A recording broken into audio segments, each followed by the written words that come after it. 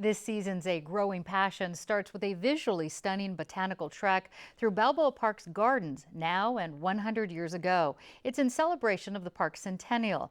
Joining me with more on the park's flora and its lasting influence in San Diego's landscape are my guest, Nan Sturman, host of the show, and Balboa Park Ranger Kim Duclos. Welcome. Thank you. Nan, the upcoming episode showcases a rather quick and beautiful transformation from this shabby little, scrubby little mesa into Balboa Park and the gardens in there. Tell us a little bit about the variety of flora that was brought in for the exposition. Oh, the plants that were brought in for the exposition, there were thousands of different kinds of plants, and they came in from everywhere. They came in from nurseries. They even came in, they got chrysanthemum cuttings from the gardens of little old church ladies who lived in the community. It was a huge effort to propagate millions of plants for that exposition. And are any of the original trees, because they brought in trees that had to grow very quickly, right? Are any of those original trees still there? There are a few of the original trees. Actually, Kim knows better than I. There's a couple, the big Moreton Bay fig behind the Natural History Museum is one of the originals. And then some of the fig trees in the Alcazar garden are original. Anything else, Kim? There are some Canary Island date palms that probably were dug up from other people's yards. As Nan mentioned, almost 20% of the garden's material came to us from other people's gardens. Right now we're looking at that Moreton Bay fig tree in front of the Natural History Museum. It's been a favorite for decades. Kim, tell us more about this tree. Why is it so important?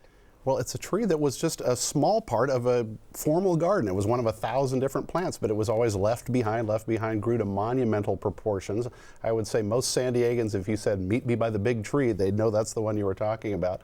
When I was a kid, you could climb in it. We had to fence it off some time ago. Everyone thinks to keep kids like me from climbing in it, but it's actually because its really fragile root system was impacted by so many people wanting to get near the tree that it was literally dying in the late 80s. So we fenced it as a last-ditch effort, and it's actually come back stronger, and we are probably going to move the fence out even more to accommodate its tremendous growth.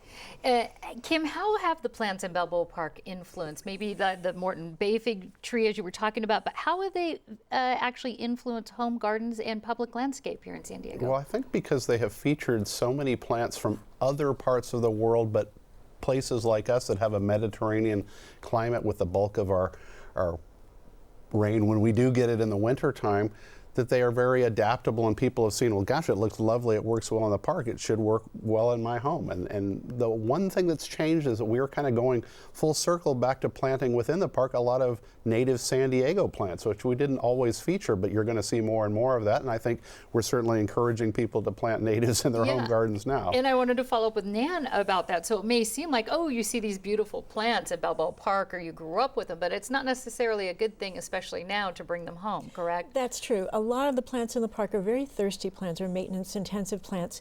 And while they're beautiful in the park, they belong in a park because a park is where many, many, many people can come and enjoy them.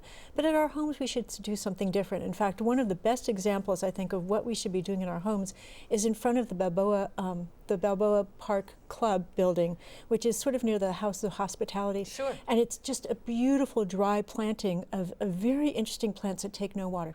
And speaking of drought, Kim, how is Balboa Park coping? What are you doing there, and how has it affected the park? Well, like so much of the rest of the whole West, we are suffering mightily. We've lost some trees, no doubt, because of this now third year of the latest drought. So we are mindful of that. One of the great things is we're trying to do things like use weather station irrigation watering, so we're much more effective that way, much more efficient. But we're going to be removing some. There are probably things like redwoods that probably never really should have been planted in Southern California, but we're looking to species like Tecate cypress or Cuyamaca cypress, which are rare in their own ways and native really to this area, and we're going to be seeing those throughout the park. And then you're going to be dealing with the drought and gardening in your next few episodes, correct? Yes, we have an episode coming up on the path of water, how water flows, and we actually go to the source of our drinking water, which is basically Oroville Dam, and out to the Colorado River to show people where water starts and how far it has to come to reach our farms and our gardens, how precious it is, and how we really need to be mindful of how we use it. Well, it was visually stunning from what I've seen. I can't wait to see the rest of the episodes. Nan Sturman and Kim Duclos, thank you so much for giving us this little preview. Thank you for having us. Thank you.